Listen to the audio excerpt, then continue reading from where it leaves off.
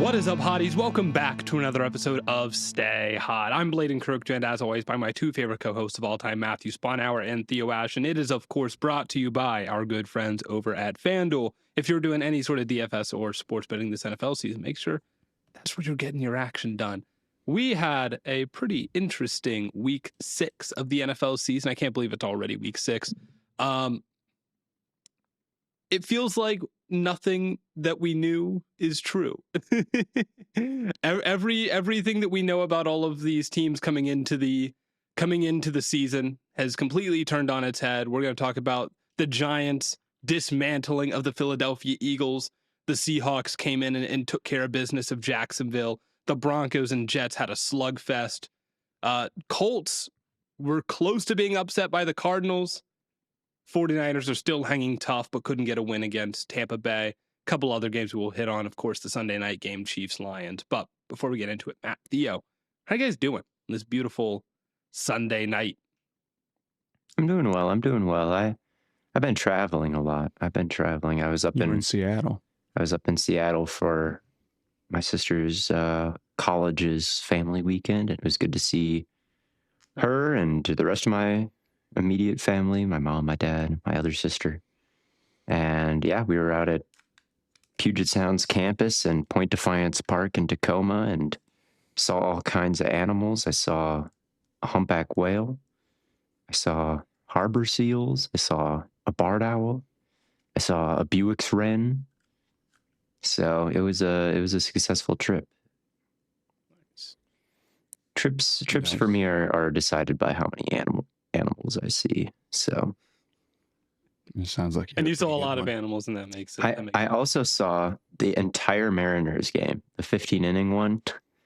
Really? I sat down and I watched that entire thing because my sister's boyfriend is a big Mariners fan.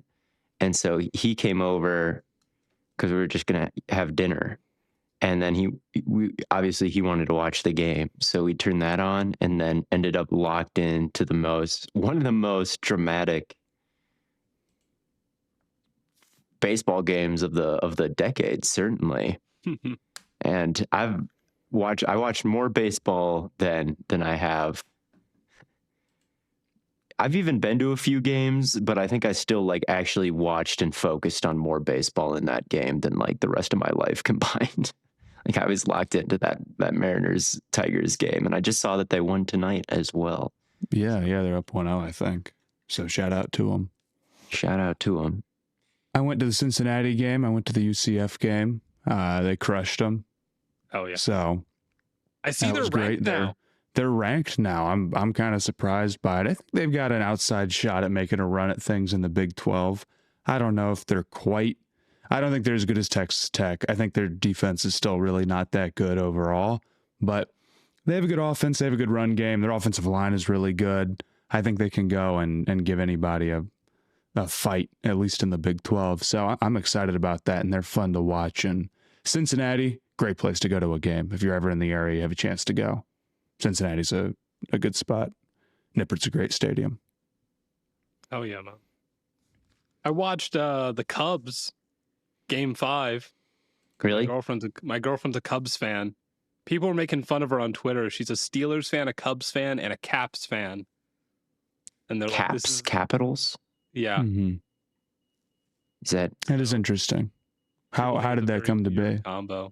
Honestly, so Steelers is just I'm pretty sure most of it is just a culmination of different family being in different places. I gotcha. And it's just at the time that she started having interest in that sport, that was kind of where she was, or who she was close with. So I mean, I'm a Suns, Packers, and Minnesota Wild fan, so I get it. Sometimes you just collect teams at different points in your life. Mm-hmm. And then I'm just a Browns fan. And then you're just a Browns fan. You want to talk about the games today?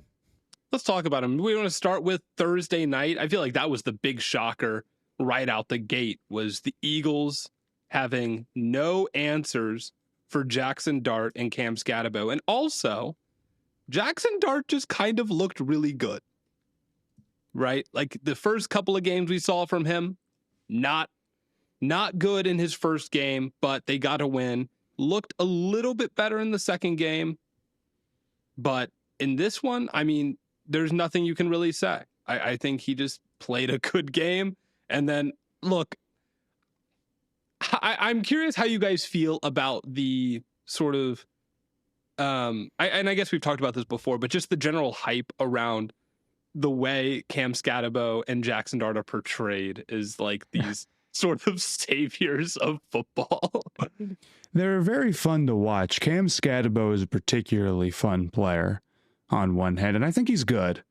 He's a weird archetype, but his long speed still I don't think is that great, but like he is very physical. He's really strong. He breaks a lot of tackles. And it's easy to see his impact every time he touches the ball, right? So I don't think I blame anybody, after the Giants have been bad and the Giants had, not only haven't been successful and not only have a coach who's on the hot seat, but like watch Saquon Barkley go to the Eagles and rush for 2,000 yards and win the Super Bowl. It's like, yeah, I don't blame them for that. Look, there's something to be said for heart. There is. And that's just something that the Giants had so much more of than the Eagles in that Thursday night game. Like, it cannot be denied that spearing defenders in the chest and just giving it your all every single play and just obviously having a lot of passion to win is something that the Giants had. And that Scatterbo and Dart especially had. And the Eagles just seem to have none of it. Like, they've just felt so flat all year. I think my hot take on Hart is that Hart is not the only thing.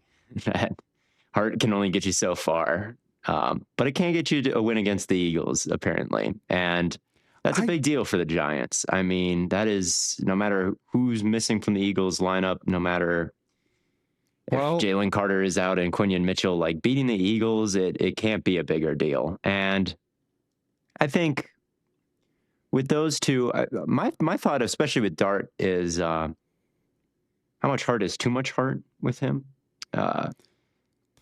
Because he takes a ton of nasty hits and he's like really leaping off 2 feet and ramming his head into people and like just refusing to slide. And you can just tell he's going to get hurt if he keeps playing this way. And he was down for a long time. I thought he may have messed up his shoulder. Yeah. So I think it takes people by surprise, him and Daniels both, like just how long they're willing to stay up and how much they're willing to kind of lean into contact, right? Jaden Daniels has gotten hit more than any other quarterback since entering the league.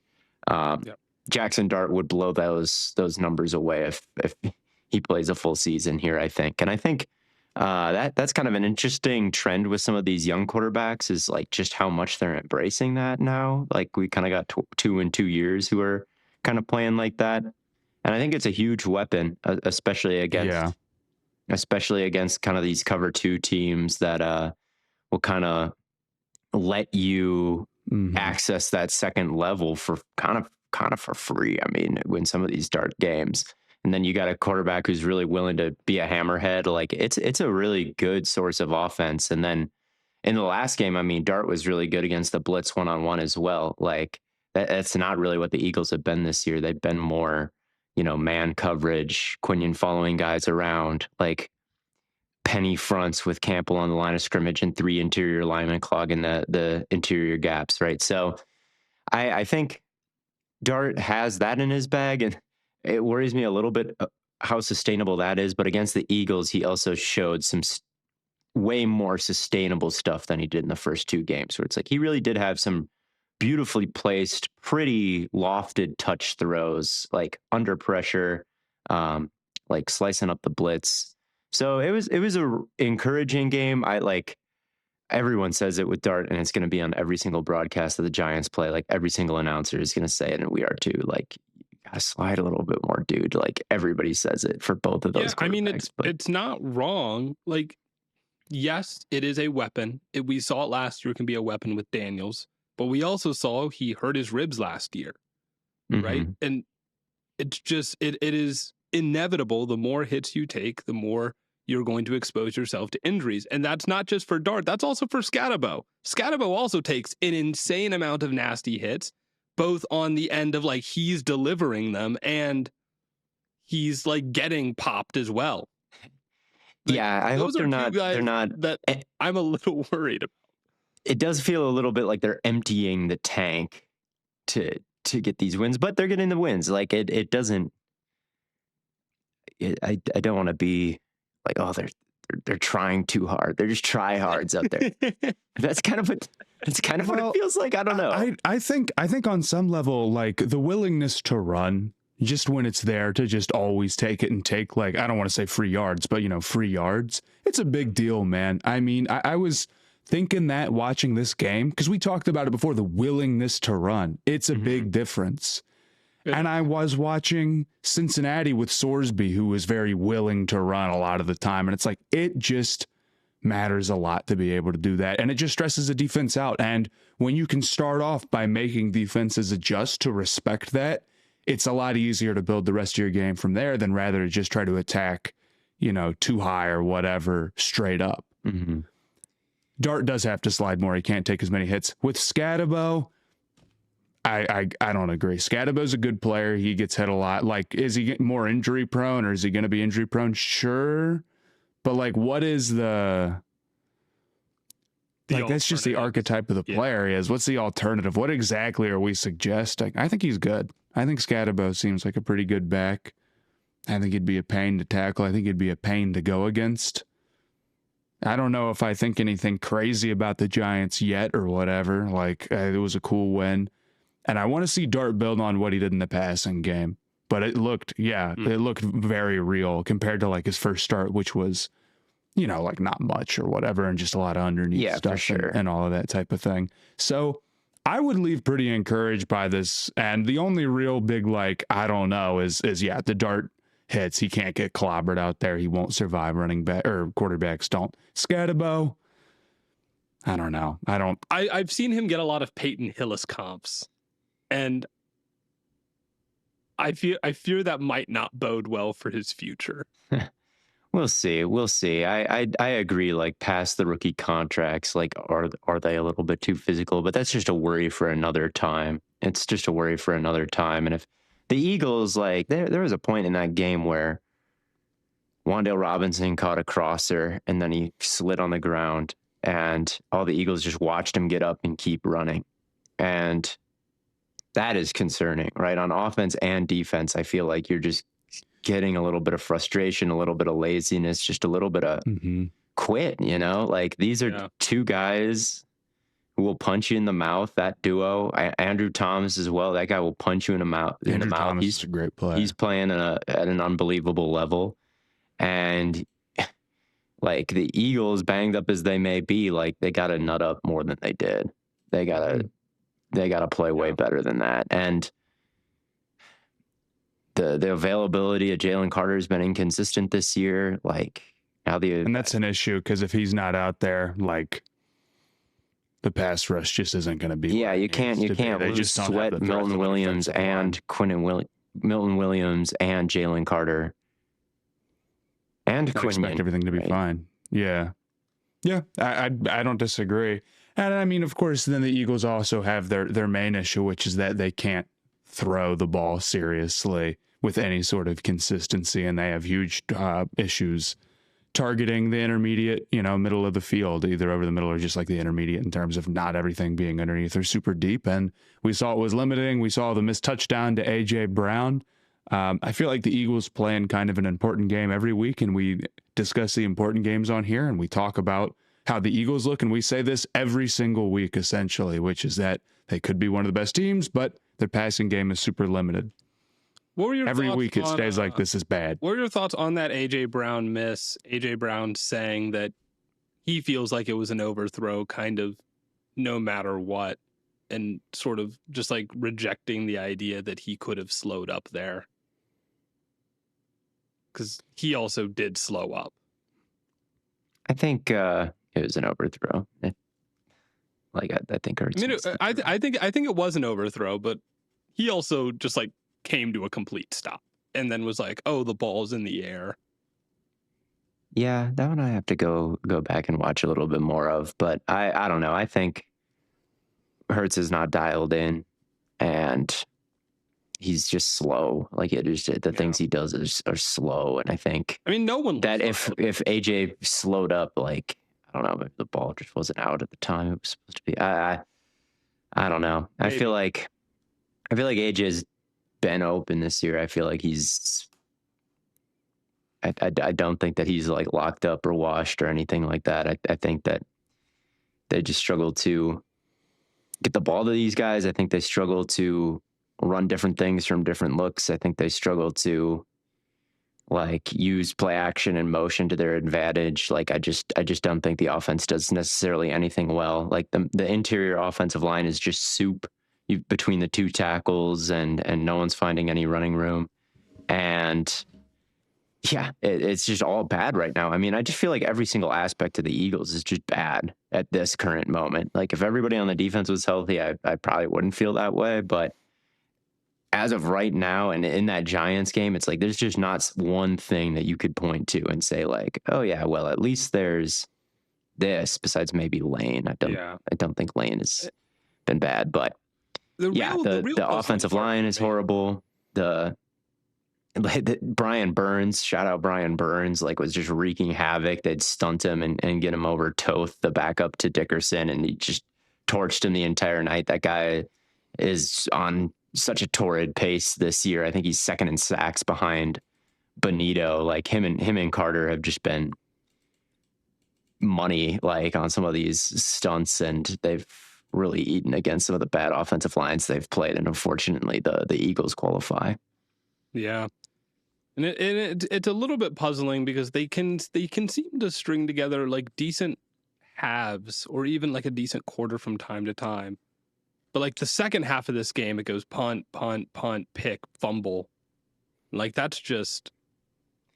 Yeah, I'd say most teams can string together a decent half. It's about stringing together the whole game. The Dolphins have played some decent halves of football this year. You know, that's true. But when it comes to the end of these games, you got to be.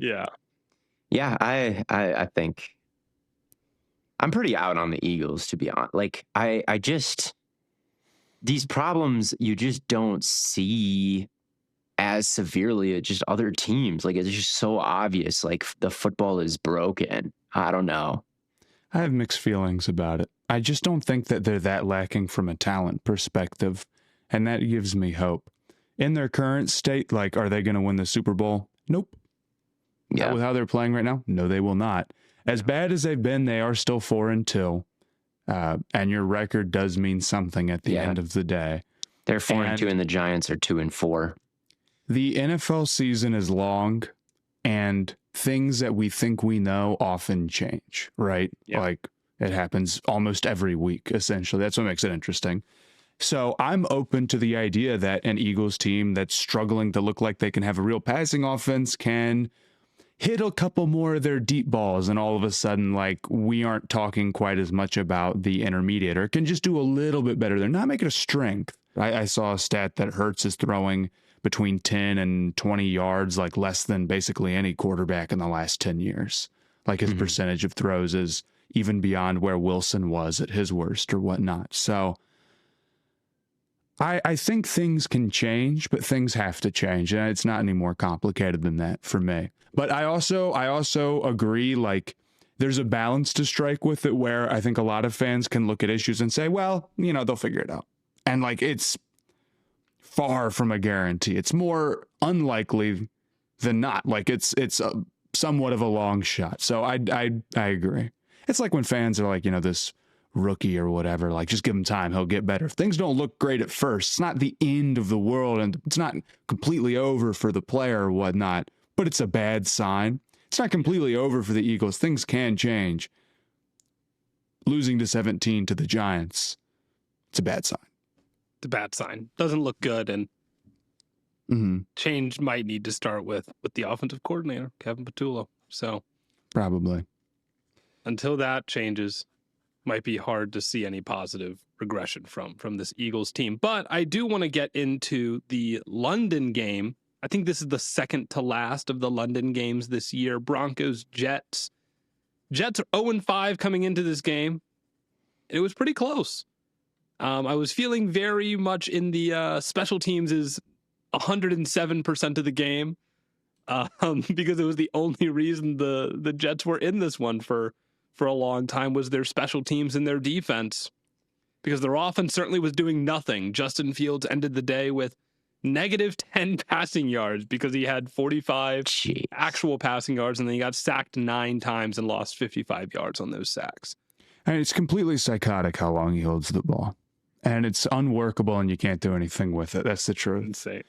It's the same issue that he had in Pittsburgh. I mean, obviously, this is like against a very good defense. This is an insanely extreme case of it. And on some level, you can't see entirely what's happening on like the back end of all of these plays until we get the all 22 in different film. But absolutely, taking 9 sacks is unacceptable. If he was, I don't know, like at times more willing to run and just get out of the pocket and quick and say, my one read isn't here and I'm just going to go, I think you could have some more success. Now, I don't know what the ceiling of that play style would be, not very high. But having more sacks than rushing attempts, if you're just having more sacks and rushing attempts, granted, that's because 9 sacks is a lot. And he just sits in there and holds it. And I don't think he does a good job of like, it doesn't seem like he moves his eyes all the time. There's definitely underneath stuff that he can throw that he just doesn't like the window for, because I think he has to see something before he throws it. His anticipation's not very good. And I think his focus is not throwing interceptions over everything. And not throwing interceptions is good. Like hypothetically, a quarterback with Fields rushing ability who doesn't throw picks could give you, a rebuilding Jets team somewhat of a decent baseline. Like if I say that line, you can see the vision or whatever. But in reality, Fields doesn't use his legs positively as much as you'd like. He doesn't throw interceptions by just not throwing the ball. And it doesn't really matter because he takes so many sacks. And those are horrible negative plays as well that, in drives or like, it's to the level where on the last play that they had on offense at the end of the first half, where it's 4th and 8, I mean, there's almost no point in not just like at least throwing an arm punt, at least throw something up, and he still takes a sack anyway. So yeah. I don't think that he should be the starting quarterback going forward. I mean, it's just not workable with the way that he's playing. I would go with Tyrod. I think things are looking pretty bad for the Jets, but I don't feel that much better about the Broncos either. It's one of the ugliest wins of the season, if not maybe the ugliest. It's hard to feel good about the Broncos after this game. Their offense just can't be this bad, dude. Like I do wonder if it's a little bit. I do feel like this one's less on Bo Nix than some of the previous ones for sure. But like 13 points against this Jets, I mean, it's just completely inexcusable. And the Jets have a good defense. You should be able to do better than this. Yeah, I feel like this is one where Sean Payton's play calling like definitely came into question for me. Like he might be the only Bo Nix hater bigger than me. Is Sean Payton. Like just in this through the second half, like there just was no opportunity for Nix to show anything. Like 3rd and 4, run it. Like 3rd and 4, it's a end around, like fake end around into a screen. 3rd and 10, it's a run. Like the entire third quarter came and went, and Bo Nix didn't complete any passes, and he just hardly got any opportunity to. Like it was so conservative, and I feel like Nix has been playing better over the last few weeks, and the Jets were the lowest ranked passing defense by EPA per play in the league. So like, why not, I don't know, drop back, look at Courtland Sutton, make him the first read. Like I just didn't understand it. Like it seemed like shooting yourself in the foot a little bit, just playing not to lose against this Jets team, which I guess worked. Like the Jets just are not going to put any points on the board if you don't fumble apparently in their territory. But You're just as likely in to. over the past 2 weeks, it's like they put up 28 against Cincinnati. Bo Nix has over 300 passing yards. And then they go into Philly, and I feel like they were super aggressive in that game, really trying to knock off and give the Eagles their first loss of the year. And in this game, I'm like, we were this close to transitive property madness. It's like, oh, are the Jets better than the Eagles? Like, Yeah, definitely. I mean, it's definitely always like this a little bit for Sean Payton and the Broncos, but today was like especially egregious. Like, yeah. Yeah, I mean, I feel like I was decently high on the Broncos in the preseason when we talked about them. And I guess they're kind of what we expected. Defense is great. Defense is going to win you a lot of games. But the offense is low ceiling. I guess what concerns me about them, though, is that the offense is low ceiling kind of by design. Like they want to call it up that way, even when there's opportunities for them to be more aggressive.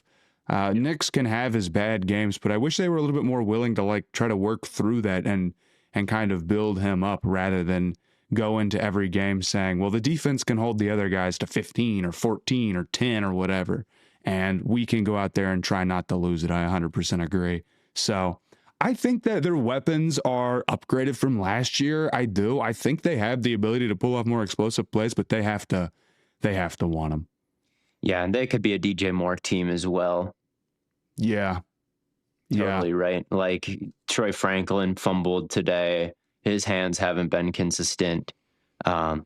Somebody else who can catch and run and somebody who can just be somewhat of a threat outside of Cortland, I think is huge. Now, Evan Ingram has kind of become that like tunnel screen crossing route like type weapon for them, but they could use a little bit more juice than relying on Pat Bryant and Troy Franklin as much as they do as well, I think.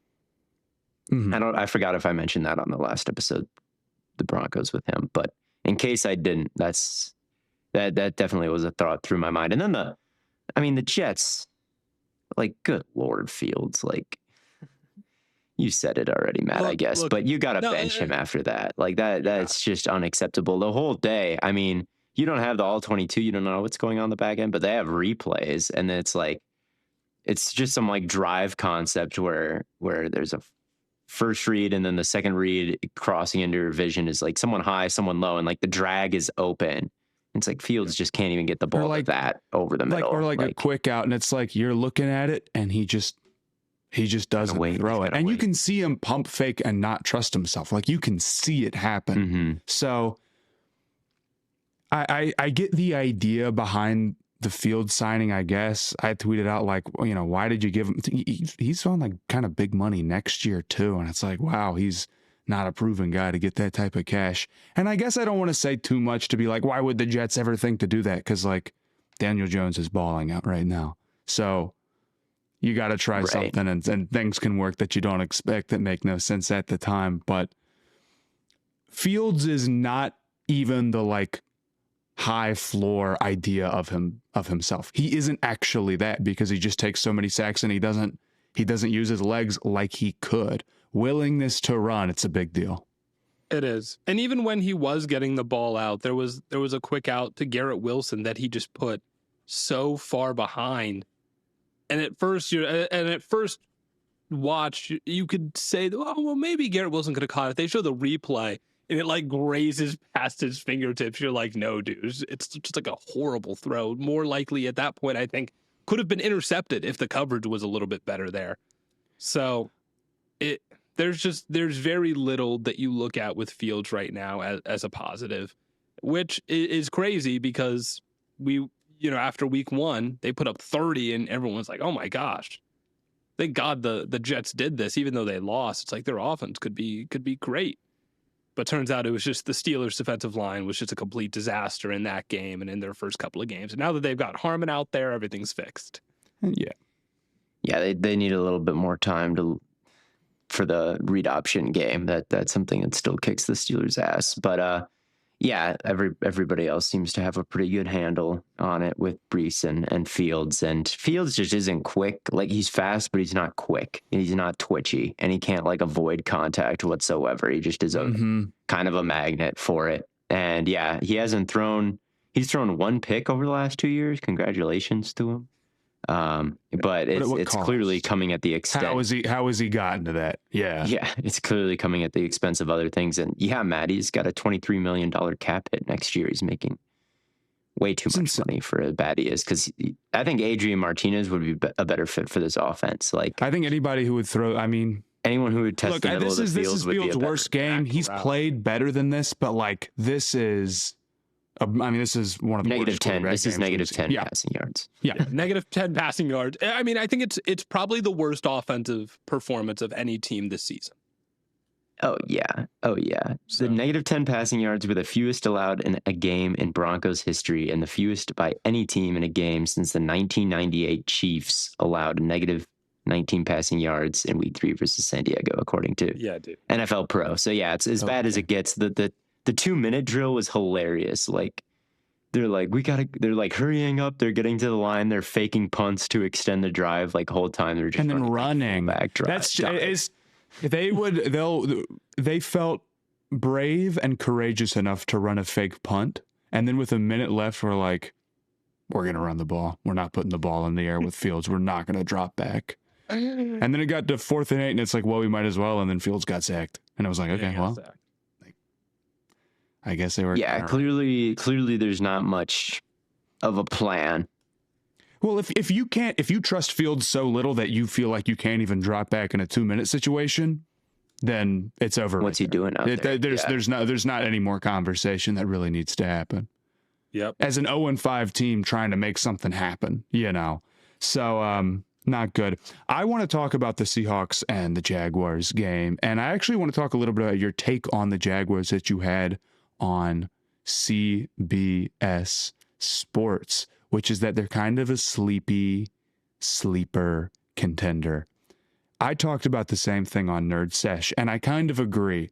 Seems like Jacksonville's defense is pretty good. They've got an offensive, well, not an offensive coordinator, but an offensive guru in Liam Cohen that I like. And they're already doing pretty good, and it feels like there's so much they could unlock in terms of like the offense and their talent with Trevor Lawrence and Brian Thomas Jr. having his issues, and Travis Hunter not being fully worked in or whatnot. And I agree with that take somewhat, but I think I'm not 100% of the way there with you for a couple of reasons. Now, this is easy to say after a loss, but I swear to God, I was thinking about it even when they were 4-1 and everything was looking beautiful. I believe you. I don't think that it's a guarantee at all that things on the offense just start working because they're talented. And I'm not saying that you were implying that. And I do believe that, like, Travis Hunter will eventually figure it all the way out. I mean, we saw him make a crazy circus catch against the Chiefs today. He had a ridiculous juke. I mean, he sent somebody, I forget who, to another realm. Like, his talent is unbelievable. And I believe the theory that it's just been too much for him to learn two sides of the ball at once, and it's made him hard to involve or get him involved on both sides. But I think in the way that there might be some room for progression potentially on that side of the ball, it's one, not guaranteed, and two, could maybe be offset a little bit by the Jaguars defense being incredibly fortunate in the turnover department, and that possibly and very likely regressing. They had 14 in 5 games. That's a pace that not only you expect to regress, but you can almost guarantee that it will. There's no way that they keep that up forever. And even if you think their defense is good, which it is, like, okay, if you're forcing that many turnovers, you're doing something right. You can't expect that to keep up forever. And they're going to have, a step back, like we say year to year with defenses, that, it's a lot of random stuff happens, and getting it to break your way and being aggressive and getting those breaks. I think we can assume that might turn down a little bit. And if it does, I wonder, is there more room to lose from like winning the turnover battle or getting that many turnovers on defense than there is to gain on offense? And is it more likely that they stop getting so many turnovers than it is that, I don't know, Trevor Lawrence stops making stupid mistakes or does a better job maybe like dealing with pressure, which he was really bad today. He was really bad with it. Holding the ball for a long time, just being slow to get out of the pocket at times or slow to react to pressure or not feeling it well. I thought the number, I think he took six sacks. I mean, that's not good. 7. Okay. He took a lot of sacks. And I just think that that's a little bit harder to overcome than it is to sustain what they're doing on defense. And I think there's room to move both ways. They've also been very good in one-score games and had moments against teams like the Chiefs where they're like stepping on their quarterback's foot and then he's like stumbling around and getting up and running in for the touchdown late in the game with 30 seconds to go. So I don't know if I can see that team and say, and also everything's up for here, even though I think it's very possible with the offense. Yeah, that's I agree 100% with the Jaguars. There's just a lot of potential energy stored up within them because they really have some elite movers on the team, and they have a lot of just talented players and talented people in the most important positions. Like to have a head coach who can generate offense for you with his play calling, like that's a big deal. To have a quarterback who can escape, well, today, no, but like you saw it versus the Chiefs and at points today for sure. Like he can hit any throw from any kind of pocket into any window, threaten every blade of grass, like at any time. Like Trevor Lawrence has that within him, with his legs, with his arms. Like he's got a crazy highlight reel this season. Brian Thomas Jr., you saw him make a ridiculous touchdown today, like off a deflection, but it was called back because of a Travis Hunter offsides. That was funny. There's no guarantee they figure it out. Like you don't want it to be week 6 and you're talking about potential, but like I think about some of the Eli Manning like Giants teams and how many, we talked about it last episode, like he threw picks all the time. Like he led the league in interceptions one of the years they won the Super Bowl, So like you can go through the year and make mistakes, and if you're hot at the right time at the end, you can win it. And that's why the Jaguars are dark horses, because they've already got a bit of a head start. Even with the loss today, they've still got a pretty good record. And they're just a team like that. I don't know if they will. Bad habits could just age badly. That happens all the time. But they're just a scary team because they could always string some things together. Like 3rd and 10, you feel good about the Jaguars. Like you always will, because they've just got guys who can make ridiculous plays because they're special movers. Will it always work? I don't think so. Clearly not. But like they have it within them to drive down the field super quickly. They have it within them to hit a post for a touchdown at any play. They have it within them to do, it feels like anything at any point, good or bad. And so I just don't know where they will land because of that. And then on defense, like, yeah, the regression with turnovers hit like a ton of bricks today. One thing that did happen, I think Trayvon Walker only played a small handful of snaps. I don't have the exact number, but he had wrist surgery and was playing with his hand in the club, and it was really mostly guard deck today. But whenever Walker was in the game, he was unblockable. They could not handle his speed to power. They could handle Hines Allen's with some of his moves. They can mirror him, stay in front of him, those tackles. They could not handle Walker whatsoever, but he just wasn't on the field very much to impact the game. Same thing with Hunter. It's like, could there be a point, even if it's not Hunter all the time, but like Walker being on the field more as he recovers from this wrist injury, like he's such a game wrecker this year when he plays, and they have not been able to deal with him being out. So I don't know. There's just a lot of stuff that has gone wrong with the Jaguars. There's a lot of stuff to improve on, and they're already like not so bad. So yeah, they're total dark horses is one way to put it, and just wild card is another way to put it. Like they are the Joker. I agree with that. Yeah. Who knows what they'll do? Texans are kind of the same way. They kind of feel similar with Stroud and Collins, and I like the Jaguars more than the Texans, just because maybe Like the offensive line is such a clear, brutal weakness that's tough to imagine that they can out hot that. But I mean, certainly they've got a lot of guys who I think are super talented, and when you've got the quarterback who's shown he can play at a crazy high level, and you've got these great edge rushers, like you can make a lot happen. That's kind of a similar way I feel about the Rams, right? They've got the quarterback. They're not a perfect team. The back seven's not great. I guess now with Puka being banged up, things are a little bit different. But like they're another team. It's like if they get hot, they can kind of take it to anybody. So I see your vision. Yeah. It's really not much of a vision. Besides, you can just never write off the Jaguars against any opponent. But the Seahawks are the same way, and the Seahawks have been so great this year, and they're perhaps an even better dark horse. I mean, but the analytics would tell you, like across the board with their metrics, they are the better dark horse. Like Sam Darnold's been the most efficient quarterback in football. That didn't change today. The defense has been more complete, more disruptive without relying so much on the interceptions. I mean, they kicked the Jaguars' ass up front, which had not been happening in the games before. Like, I think Trevor Lawrence has been under the least pressure in the league in the games before this one. And then this one, like Leonard Williams on a stunt, anybody on a stunt just killed them, especially on the side of that line. Jacksonville was third in pass block win rate. Yeah. And so that's something I didn't really anticipate when I had my CBS hit and talked about all the potential that the Jaguars had. Is like, well, is it kind of capped by the offensive line as well? Because like Anton Harrison is good.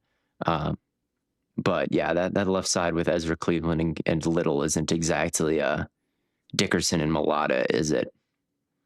No, not quite. No, not quite at all.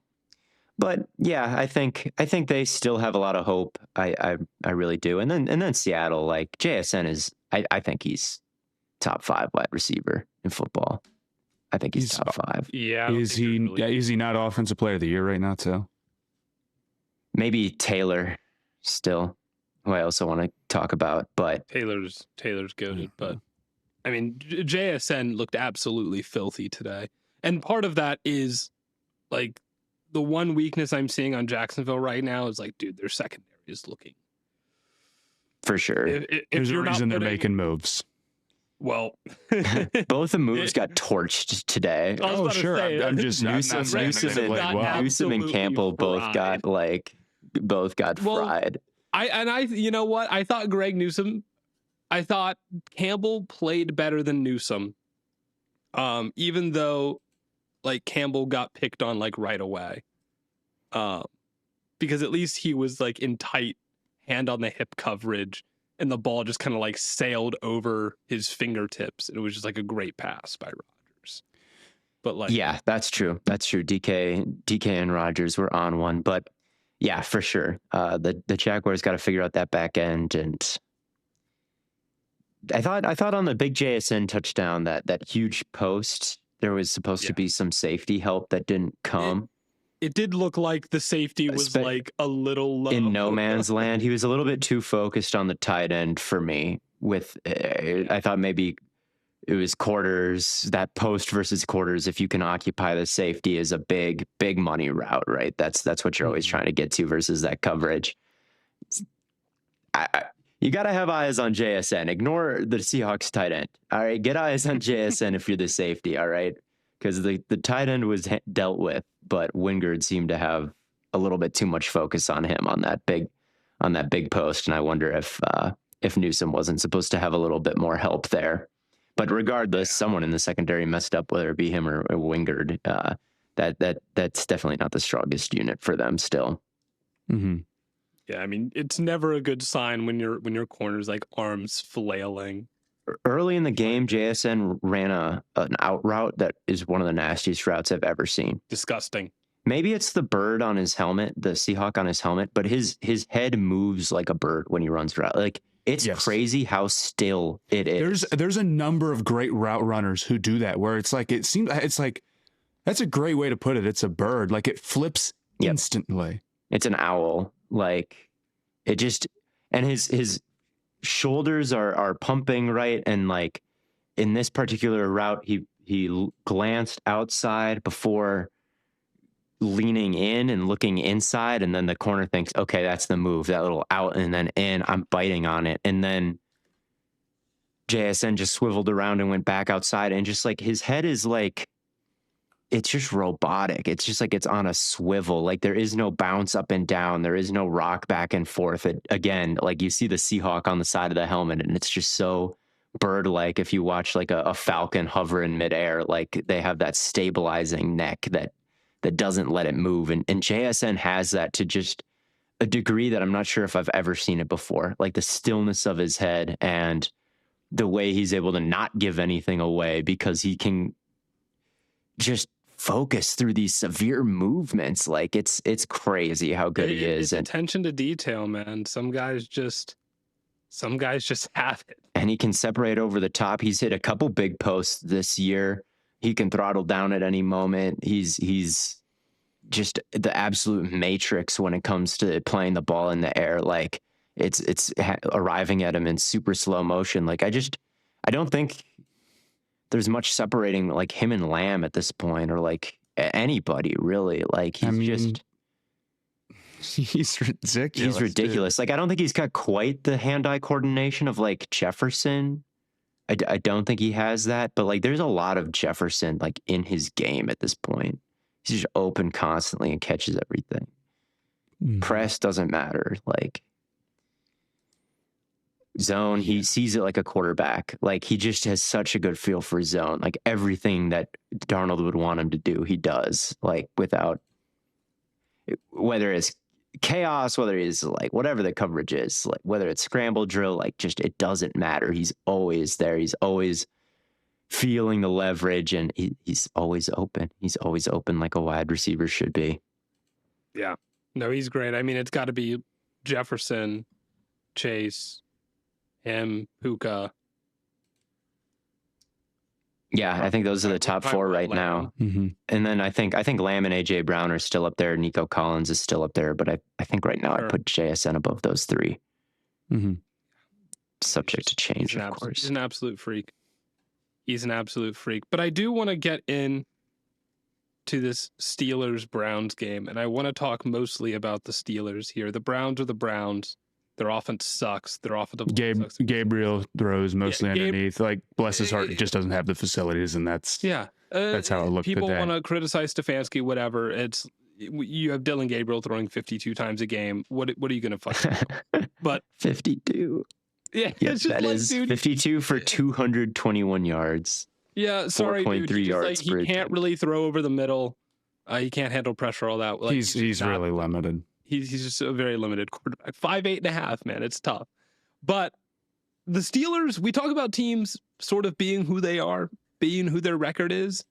The Steelers are 4-1. Aaron Rodgers played a great game today. He did. He had some great throws in this one. For sure. He had some great throws. He was great under pressure. He was like running away from the Browns defensive line and looking pretty agile, making throws on the run. He hit one, rolling to his left, flipped it out. I'm like, dude, if he's making plays like this, we're cooked. I'm like, it's not even close. Like, he just looks like an animal right now. Jaylen Warren is also really, really good right now. DK Metcalf's on one. I'm like, if their offense is looking like this and their defense is stepping up the way that it has been the past couple of weeks, since they've added Harmon, their defensive line has completely flipped.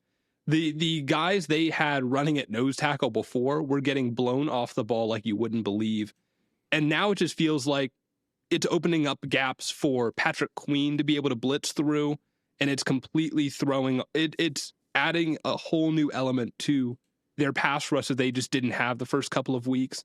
On top of now their run defense looks like Judkins couldn't get anything going. We were decently high on Judkins coming out of the draft. He looked pretty good in his first couple of games. Matt was. We weren't bleeding.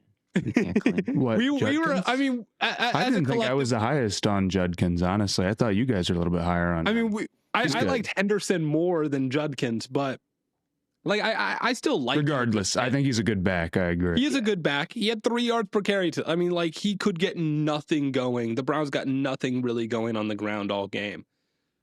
And I think a lot of that is because of the addition of Harmon. It just adds so much to the interior of their offensive line that they just didn't have before.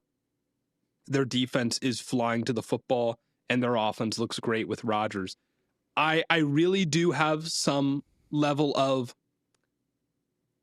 this team just should be the favorite to win the AFC North right now. Like, there is no reason for the 1-5 Ravens to be the favorite. Like, I get like, oh, well, they'll get Lamar back. And even if they go on a run, you need the Steelers to lose like 5 straight. Sportsbooks have the Steelers as slight favorites. They're like minus 130, and the Ravens are like plus 145. And then I think the Browns and Bengals are pretty far out of it. The Browns and Bengals should be pretty far out. But like, I don't think there's any reason to really have a ton of faith in the Ravens to turn things around, even if they get healthy, which like a healthy-ish Ravens team probably doesn't even look like them getting back to 100%. But like, are you still even sold on that defensive line? Probably not. Are you still sold on their offensive line? Probably not.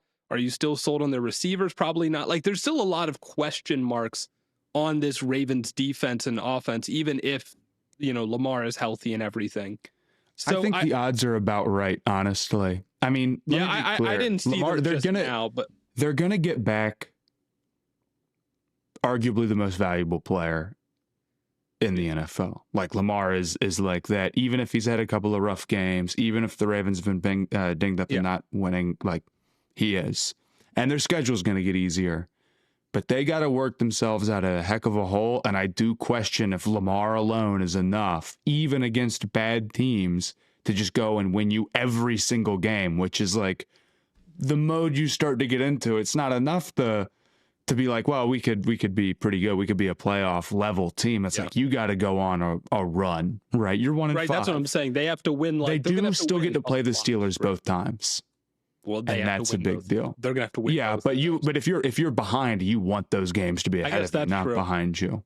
So I don't think Baltimore, like, I'm prepared for them to try to pull this thing off. But like, yeah, the Steelers maybe are a team that's still going to be a little limited when it comes down to it. But I think seem like maybe a better version of themselves than they've seen in a minute. I think the defense looks good, and we'll see how they look. They haven't necessarily played like the craziest competition yet, so we'll see. We don't want to get too far ahead of themselves. The only but they've looked good. Seattle, and they lost that game pretty handily. And Rodgers is better than what they've been working with, and I think that upgrade is probably a little bit more significant than we thought in the preseason. Yeah, well, I guess I just wasn't sold on Rodgers because I'm like, well, his numbers were kind of good on the Jets, but the Jets passing offense and the Steelers passing offense were basically the same last year, right? In EPA per play. But their passing offense looks so much better. And I do wonder how much of an effect DK has had on that, as opposed to having Pickens out there. I do feel like DK is a more complete than he gets credit. I'll tell you, I think Pickens is a demon, bro. Pickens is a demon. He killed the Panthers today. He went for like 170. And you know what? The Panthers still won. The Panthers did still win in glorious fashion. My takeaway from the last 2 games for Carolina, first off, shout out Rico Dowdle for getting it done. He's had, 400-something yards from scrimmage in the last 2 games?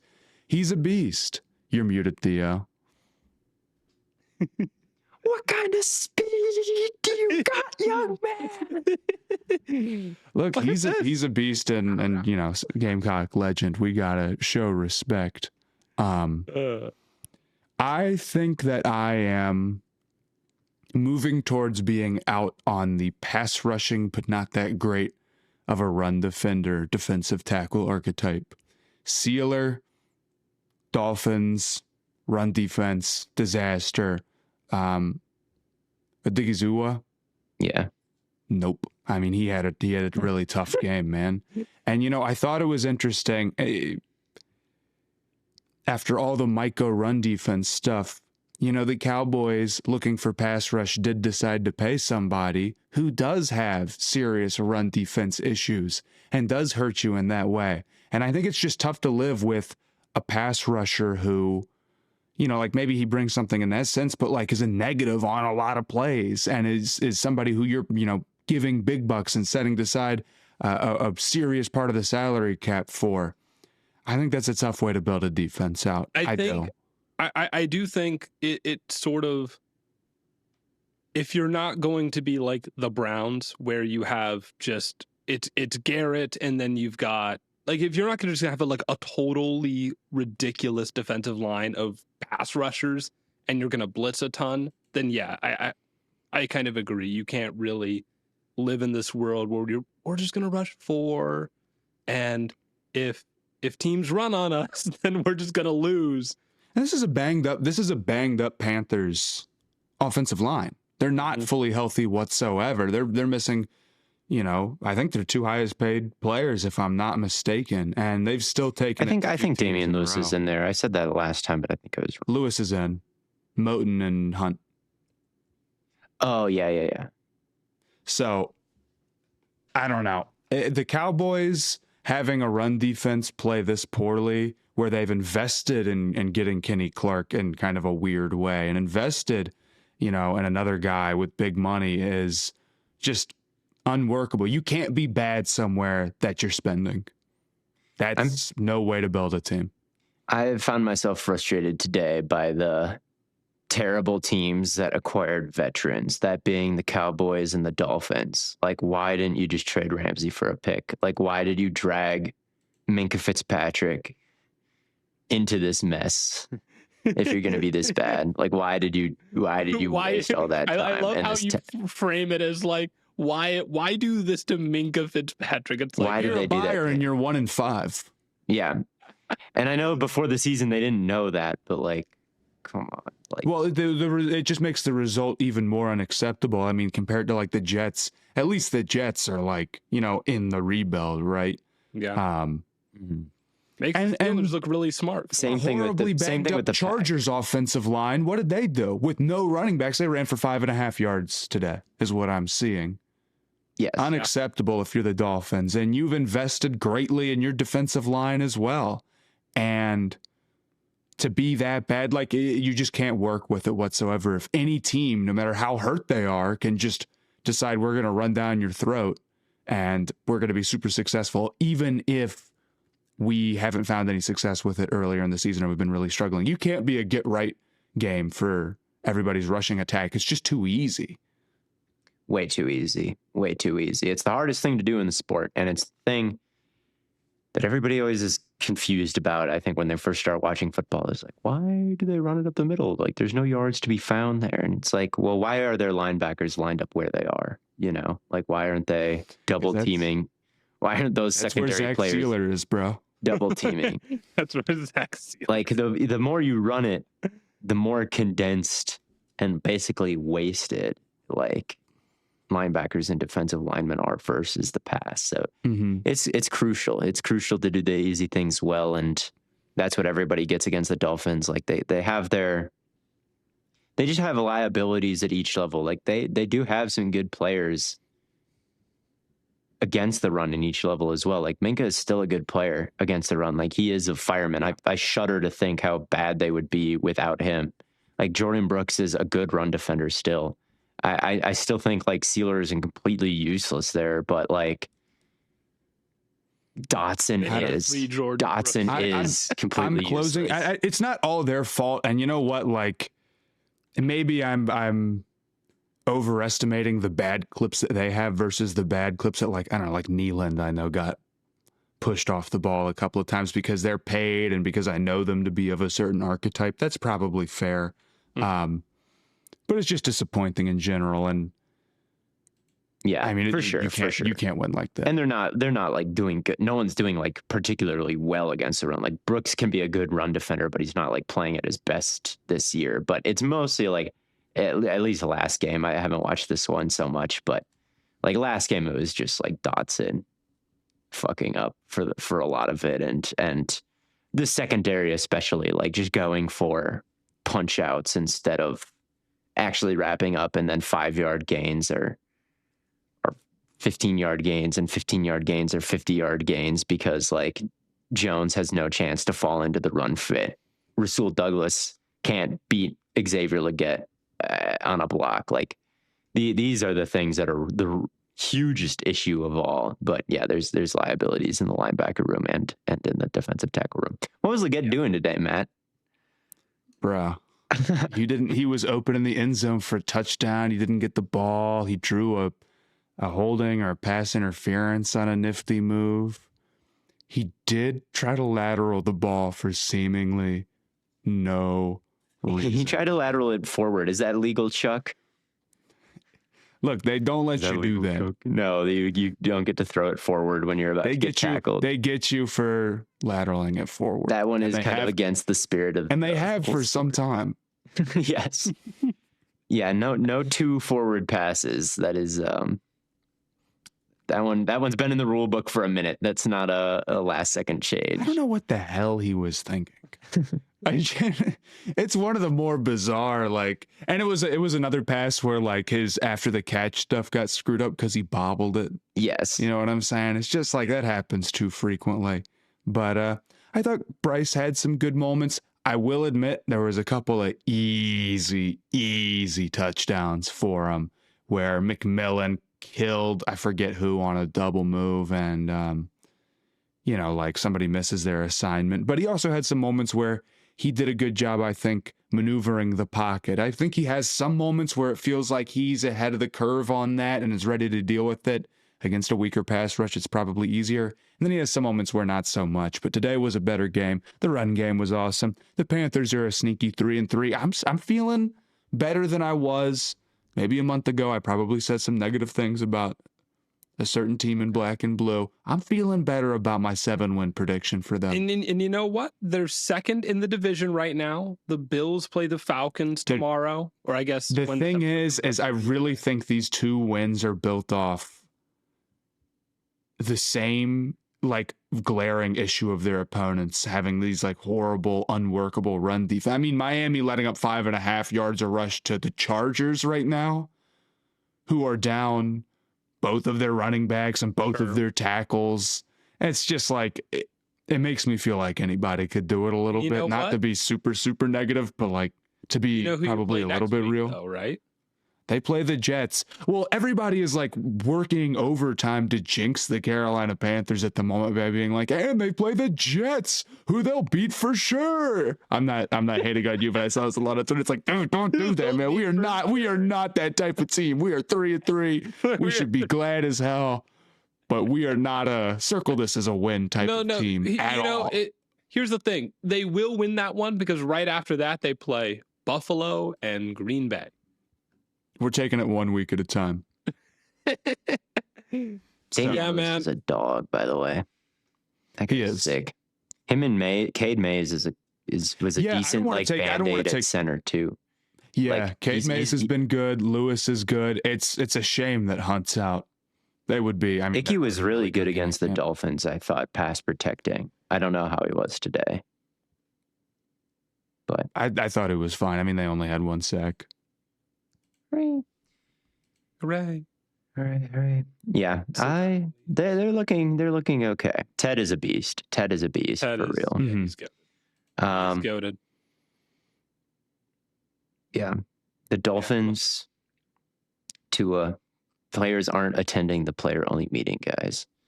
What do we do? Levels of over that never before seen levels of over. I don't have anything else to say about them, bro. Their run defense is insanely bad, and I don't think their quarterback is very good. And I think if the players aren't going to the players-only meeting, yeah, it's probably not good. How much longer does McDaniel have, man? I mean, this is James Franklin. James Franklin getting fired is crazy. I can't believe it. Yeah, he's been there for a minute. I mean, I can believe it in a sense, but like, wow, UCLA and Northwestern, and he's out. We got Browns Dolphins next week, man. He could get fired.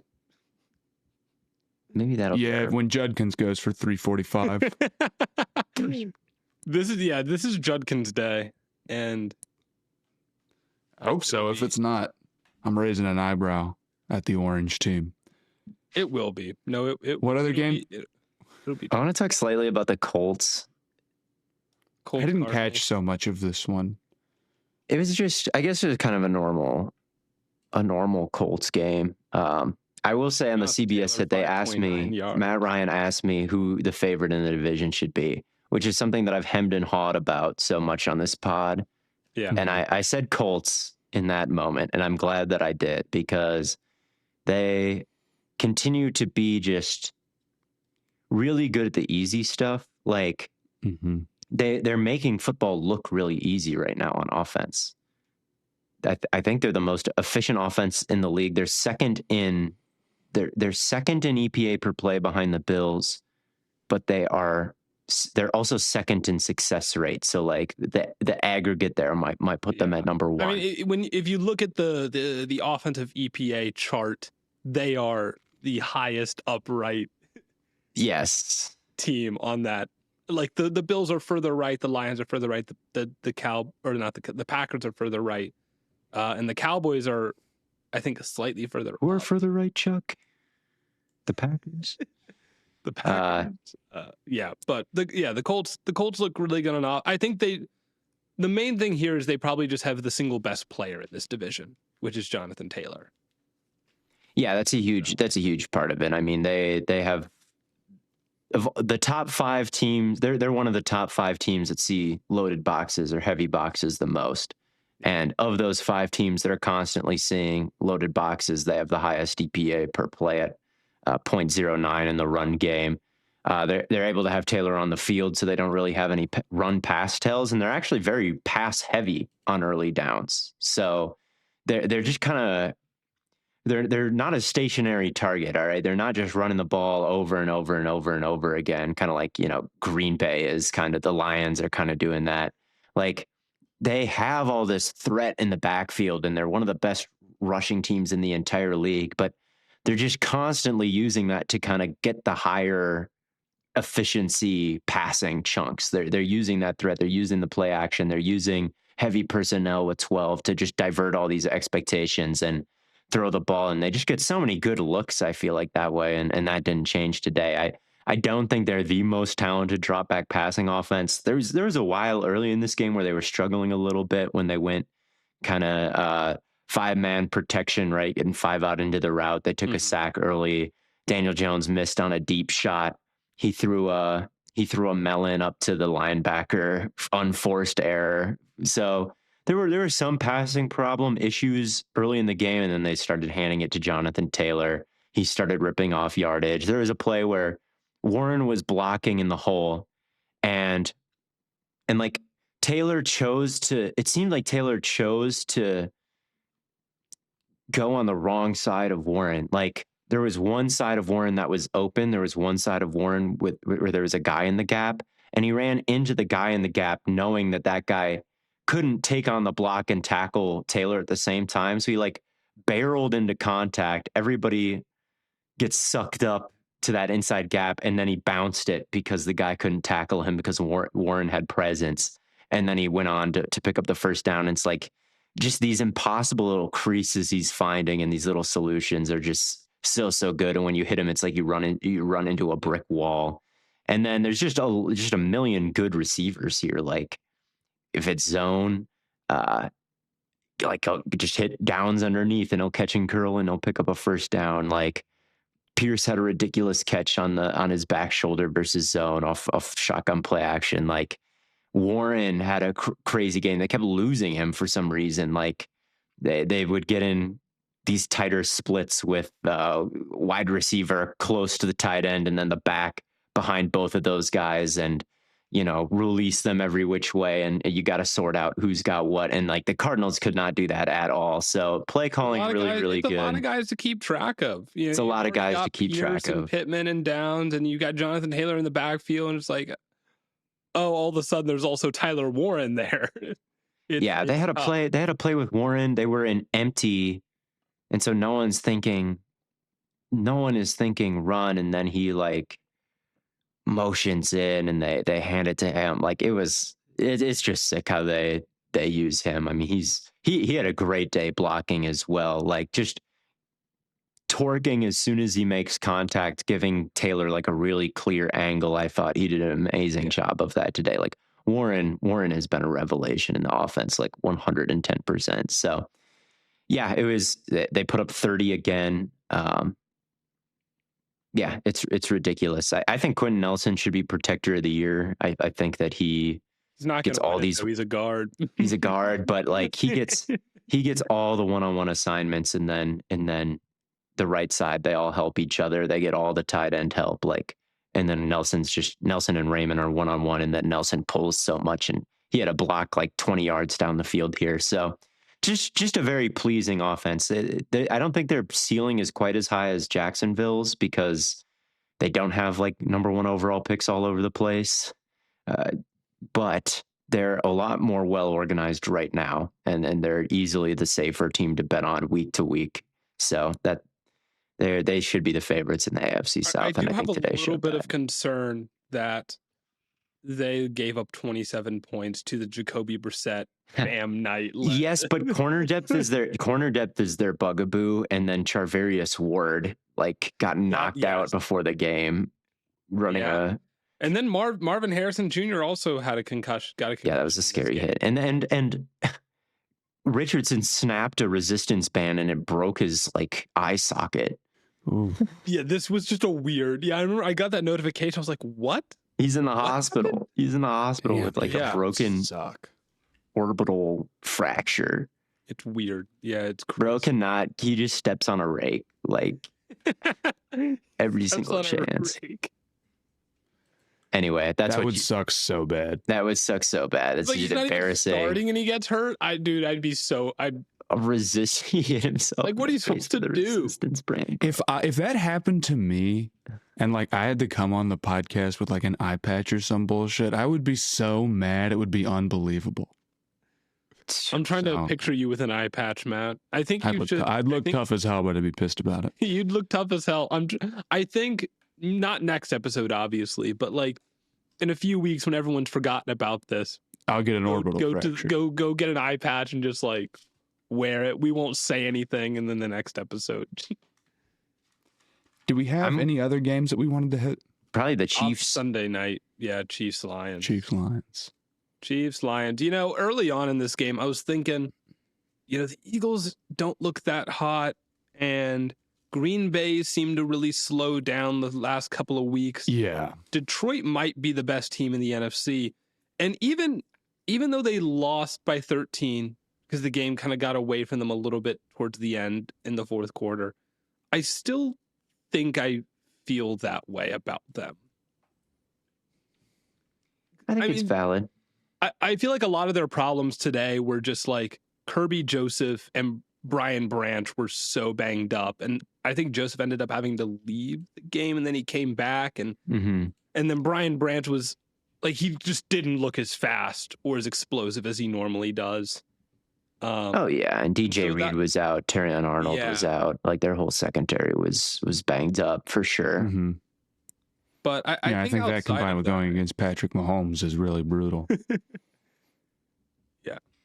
Yeah, I'm way less concerned about the Chiefs than I am the Eagles at this point. The Eagles have the better record and they beat the Chiefs, but like it's not even close. My level of concern. What Kansas City is not what they are now, just simply off of the receiver talent, and they've got reinforcements on the way officially now. Next week, Rice is back, and that's going to be a huge get for him. So I tried so hard. So I traded Dylan Gabriel in the 32-team fantasy football league. I got Jalen Naylor and Dalton Kincaid in return, and I tried so hard to get Rashee Rice. He's not worth Rice though. I was like, if I could get Kincaid and Rice, that would be insane. Who would hold on to Rice for 5 weeks and then trade him for Dylan Gabriel? This is the thing about the guy that has Rice no quarterbacks. Stuff. A guy that has no quarterbacks on his team. Fair. But Rice and Kincaid outscore Gabriel, and the issue is that Gabriel is no guarantee to make it through the entire season. So I think getting a real player like Kincaid at all. Getting Kincaid, I'm very happy with, and then Naylor can kind of still score. I do think a lot of the Rice trade stuff I see is a little bit like you draft him knowing he's not going to play his first 6 weeks. You don't get to week 5 and then say, I got to panic sell. That's not really how it works. Now, maybe if you started like 0-3 and you're like, I need to cash out now, but yeah, I don't know, to win a trade like that, I feel like you got to know something the other guy doesn't, or like think about some aspect and think it might like affect the production of the player going forward more than somebody else does. And that's not really what any of those are, but yeah. I still feel good coming out of like trading Dylan Gabriel for guys that are going to score for my team is for sure. Oh yeah, you should feel good. But yeah, I think the Chiefs. I mean, Mahomes I just think he's having a very underrated year. I feel like his creation with his legs has been unbelievable. The Chiefs are. I was thinking the same thing today. They're honestly, they're fourth in rush EPA per play right now, and that's all just Mahomes scrambles. Dude, Literally 100% of that is Mahomes scrambles. I think it's super interesting because when I watch Mahomes, you can like see the gears turning as he's scrambling. He's he's prepared to run at any moment, but then also as soon as he sees a window to throw, the ball is gone. And it's like he can really take off without closing off any options to focus on running. Yes. I completely agree. That's like among his top superpowers. Yeah, So. and he just never has bad games. Like that's the other thing. Like even when he plays mid or doesn't have like a great stat line, it's usually not like, oh, Mahomes threw a bunch of picks, like and took a bunch of sacks, and like I just feel like he's been so consistent in giving his team at least a chance this year. I mean, the game again, they probably would have beat Philadelphia if Kelsey didn't drop it. And Kelsey, what is going on with his hands, bro? Kelsey is like catching the ball like one hand at a time these days. Like he's sticking out one and then the next one instead of like getting his hand. I don't know if his hands been in the diamond shape all year. Like he's lazy with his hands. I mean, he's it's getting crazy. married, dude. That's He's thinking about other diamonds. He's got a. True. I don't know. But at any rate, like getting Worthy back, having Hollywood back, getting Rice back, like that is more than enough for Mahomes to hoop with. And yeah, they went under center more in this game. They were more successful running the ball. Nothing crazy happened, but they had a high success rate just staying ahead of the sticks when they tried that. So that was a good development. Chris Jones, he's way too important for them right now. Like they just don't have any good defensive linemen out there that aren't him. So he's had these moments in the red zone, like where he's just been gassed. On the Laporta touchdown, he was locked up one-on-one with Ratledge, couldn't get by him. Next drive, he comes out early, right off some rest, just cooks Tate Ratledge, right? And that's versus the Jaguars last week. He has that embarrassing moment where he doesn't pursue the guy. It's like, I don't think it's because he doesn't want to win the game. I think it's probably just because he's like completely exhausted, if I had to guess. He's far too important, but Brian Cook is a great tackler. I also saw someone say that he was just gonna let he was gonna let Trevor score there so they could get the ball back rather than let them kill any more clock. I don't know how much I buy into that, but that might be his strategy, but it's a very lazy strategy. I feel like when he's crawling around to like 8 yards behind the line of scrimmage and they had no timeouts. So that one was bad, but he's still someone quite crucial. Just that he needs more help on the back end. But Leo Chanel has been fantastic. The whole linebacker core has just been unbelievable. At least there's that. And then McDuffie is still McDuffie, and I think Brian Cook has been a very good. He's been very good this year. He's been a great tackler. He had some clutch ones today. So I don't know. They're a good team. The linebackers were able to take away the run for the Lions, and that's really when you can kill the Lions, is if you can take away the run. Yeah, that was huge because Goff was playing well. Mm-hmm. Yeah, the Amon-Ra drop on fourth down really swung this game. Like if you can ever get the Lions off the field on fourth down, that's like season. That's literally like a season swinging thing if you can ever do that to them. But no, it's huge. There's one more game that I did watch that I would kind of like to talk about, and that's the 49ers Buccaneers game. Oh yeah, we completely skipped that too.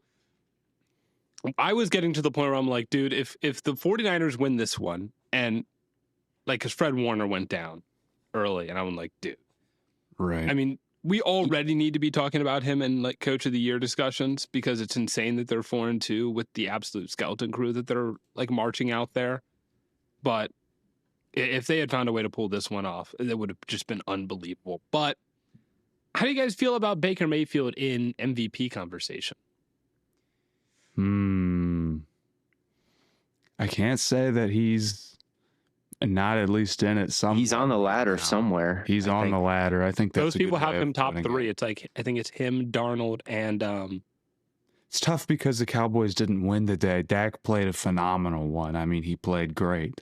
Yeah. I think it's him, Darnold, and Allen are the top 3 guys, right? Yeah, I could get behind that. I'm trying to think. I think Mahomes should be there above Baker. Mahomes would be in there. Yeah.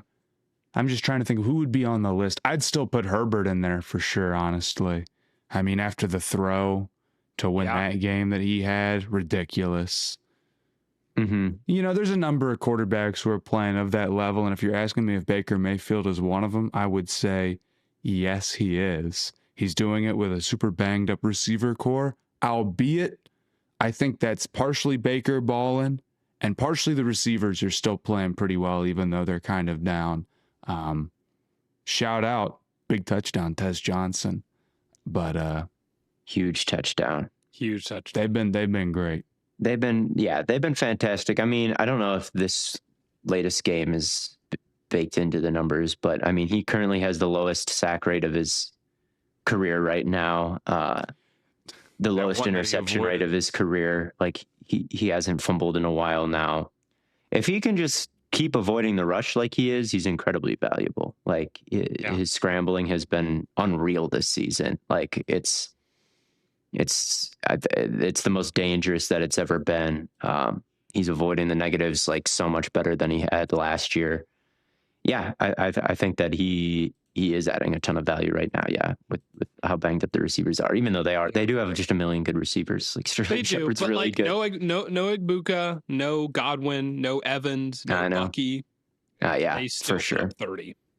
And the Bucs are Matt's dream team because they've just drafted well. That's all they've done is just draft well. Have they hit any grand slams? I'd say like maybe not. But I will. But the grand slam is just how consistently they do it at such a high level. No Kancey either. There's no surplus value with bad players, and you've got to get good players. That is true. Parrish also, is ridiculous. I would say Igbuka is a home run. Yeah, I would say absolutely Igbuka. Yeah, you're right. Worse. Yeah. You're right. But like they don't have like a. I guess worse is that. I don't know. It depends on what we're counting as a grand slam. Like, getting a Bucky on day 3 is pretty good. What am I talking about? They have several grand slams. They've retained everybody. Like after Brady left, they just didn't let everybody walk and be like, well, we're rebuilding. Right. They like kept guys when maybe other GMs wouldn't have. Like they just have been so well run, and now they just have this crazy surplus of like valuable starters that it seems like no matter who gets hurt. In comes Rashad White. In comes, whoever. And Tez Johnson. Yeah. In comes, like they survived the offensive line injuries. So like they've just, in comes Graham Barton at center after playing tackle or vice versa. Like, yeah, it's crazy how well run they are. They're the number 1 seed in the NFC right now. And I do think. Yeah, I guess they are. That's crazy. They are.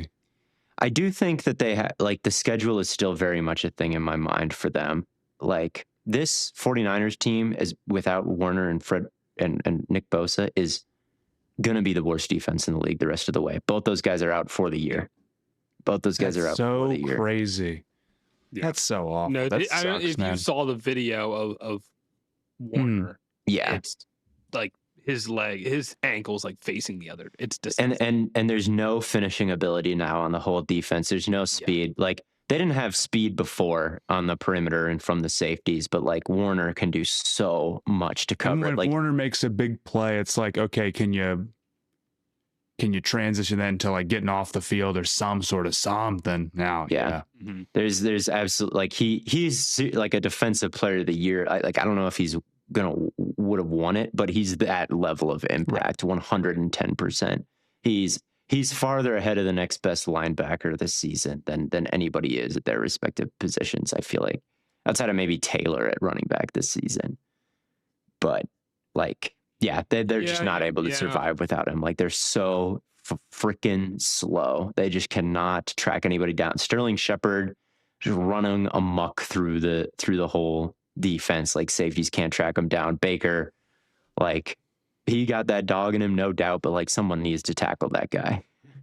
All right, when he's on that 3rd and 14, like someone needs to tackle that guy, and just no one on the 49ers has any sort of athleticism to do it. Like they're going to be awful the rest of the way. Like I felt good about the zombie Niners like a few weeks ago without Warner. I feel horrible about them. Like I could see them losing. Shanahan, man. I could see them losing every game the rest of the way. Shanahan's like a goated Madden player. He's doing a challenge. He's like, dude, can we take a 60 overall? Okay, but a goated Madden player gets to user a player on the defense. That's true. Warner was that user. You know what I'm saying? Like Warner was the like demon over the middle, and now that's not there anymore. Yeah, and they're so slow on offense too. I feel like it's insane. Mac Jones got McCaffrey is today. The only one who is not hurt right now. He's the only one out there. That's never happened. Everyone go to Germany. Everybody, whole 49ers trip to Germany. Whole 49ers trip to Germany. Everyone's gonna have to come on to Theo, I do think you have a point that like the schedule for the Buccaneers to some extent is very much eyebrow raising. They were in a dogfight with the Jets, man. I ain't forget. They were in a dogfight with the Jets. They lost to Philly, and they did beat Seattle. They beat Seattle, and that's a big deal. Team. But Seattle was so like had a practice squad secondary. I don't know. It's tough to say. Like Detroit next week, and that's like this is the battle I think for like who's the best team in the NFC. Sure. We're gonna find out on for sure. I think that's Monday night. The good news for the Bucs is like there's no one who's like clearly very good in the league right now. So they might just be the best out there. But I do think the 49ers defense today was like a complete joke without Warner. Yeah. Just a complete I just think they're completely screwed. So that's the one thing I'm still keeping my eye on with the Buccaneers is like, are they gonna play a stretch of tougher defenses here? But yeah, I mean they're well coached. They keep finding good coordinators that do interesting things. And Bowles is play the Patriots this year. They'll play the Rams front.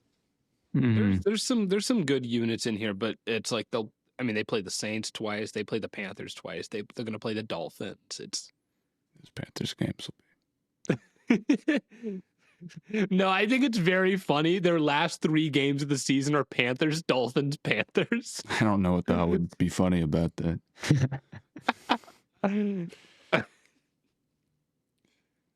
Anyway, I have a hard time disliking Tampa Bay.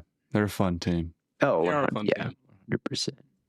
Yeah, they also need to get healthier on offense as well. But if they're just going to keep shredding defenses regardless, maybe it doesn't matter. Yeah, there is absolute. I think they're as good as anybody in the NFC. They did lose to the Eagles, but they're the 1 seed for a reason. They got stacked. They got deep rosters. They got Cameron Johnson was their leading receiver today. Just crazy. It's ridiculous, man. Bulls is not like flubbed end of game stuff. In fact, they're the best end of game team in the league. So maybe the 1-score regression will come back to bite them. Maybe some of Baker's turnovers will get caught instead of dropped. There's a level of that. I mean, there's a level of that all the time, but also sometimes good teams are more likely to win close games. Yeah, they are. But it is true that I think it was last episode we were talking about it. Baker Mayfield's having a very low turnover season, but he also has the highest turnover worthy play rate in the league. So his turnover luck is very high right now. He's got some turnover luck. Maybe his pressure to sack percentage doesn't hold up as I think by far the best in his career and really, really good right now. Yeah, like, of course, you should keep that in mind, but they're balling and winning games. They've done a great job transitioning from the Brady era, of course, and They have. the NFC's open for sure. And I have to say, God, I miss Baker Mayfield, man. Over what y'all got? Yeah. Yeah. Anyway. Guys got anything else? Mm-mm. Then I'll let the good people go. Thank you all so much for tuning in to another episode of Stay Hot. Make sure you check out the Patreon if you haven't. You know, we've got some cool stuff on there as well. So if you're interested, and I know a lot of people want to hear about the NBA. Matt talks about the NBA every single week on the Stay Hot Patreon. Tomorrow, I'm gonna make a video on the top of the draft. I might do a top 5 mock draft with like Mendoza and maybe Dante Moore, maybe not after the last game. Maybe Bain, Ruben Bain Reese at number 1. Reese, Caleb Downs at number 2. Yeah, for sure. I mean, I'll probably avoid Downs because we've talked about him a lot, but he's goated, so yeah. So I'll watch out for that. I'm sorry to the Patreon people out there. I was slacking last week because of my vacation, but two things this week. We're getting it out. 2 things. I'll get my top 5 mock draft out and a podcast. Nice. Bang. But until then, and until, of course, our Thursday episode coming later this week, thank you all for tuning in. We love you. And as always, we'll catch you on the Flippity Flop.